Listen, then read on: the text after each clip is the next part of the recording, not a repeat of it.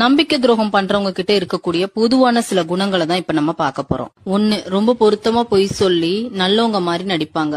2, அடுத்தவங்களோட ஏமாளித்தனத்தை தனக்கு சாதகமா பயன்படுத்திக்குவாங்க. 3, தாம் மேல நம்பிக்கை வச்ச ஒருத்தவங்களுக்கே ரொம்ப வஞ்சனை செய்யற மாதிரி சில விஷயங்கள்லாம் பண்ணுவாங்க.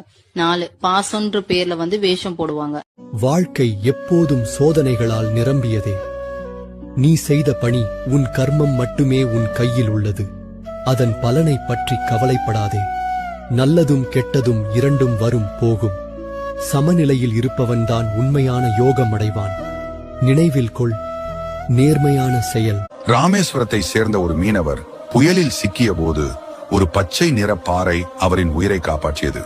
அந்த பாறையின் தெய்வீக தன்மையை உணர்ந்த மீனவர் அதை எடுத்து வந்து தனது வீட்டின் வாசல் படியில் வைத்தார்.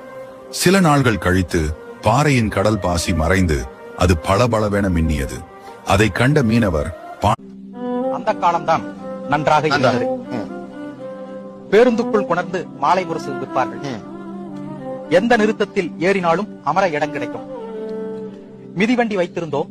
நான் பஞ்சரோட்ட பழகியிருந்தேன். வானொலி நாடகங்களை ரசித்து கேட்டோம். சாவி இதயம் பேசுகிறது பத்திரிகைகள் வந்தன. நமது எண்ணம்தான் நமக்கு முதல் பயமே. என்ன நடக்குமோ என்று பயப்படுவதை விட நடப்பது நடக்கட்டும் என்று தைரியத்தோடு இருந்தார்.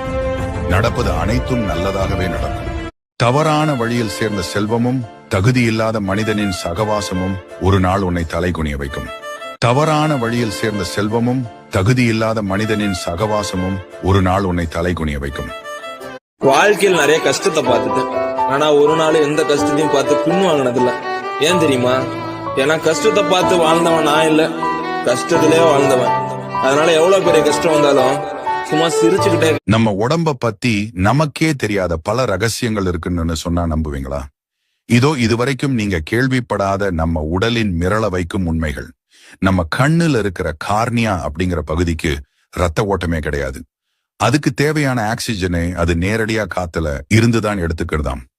நீங்க முழிச்சு ஒரு குருவி தேனிய பார்த்து கேட்டுச்சு, நீ எவ்வளோ கஷ்டப்பட்டு ரெஸ்ட் இல்லாம கடினமா உழைச்சு தேனை சேர்த்து வைக்கிற, ஆனா மனிதர்கள் உங்ககிட்ட இருந்து ஈஸியா தேனை எடுத்துறாங்க. உனக்கு வருத்தமா இல்லையா? நீ கவலைப்பட மாட்டியா அப்படின்னு கேட்டுச்சு. அப்ப தேனி சொல்லுச்சு, இல்லவே இல்ல, அதுக்கு நான் கவலைப்படவும் மாட்டேன், சோர்ந்து போய் நிக்கவும் மாட்டேன். தண்ணீரை போல் இருக்க கற்றுக்கொள்ளுங்கள். ஏனென்றால் அதற்கு ஒதுங்கி போகவும் தெரியும், அடித்து கொண்டு போகவும் தெரியும். வாழத் தெரிந்தவனிடம் வாழ்க்கை இருப்பதில்லை. பாசம் காட்ட தெரிந்தவனிடம் உறவுகள் இருப்பதில்லை. உழைக்க தெரிந்தவனிடம் பணம் இருப்பதில்லை. உனக்கு கஷ்டம் வரும்போது அடுத்தவன் வந்து உதவப் போவதில்லை.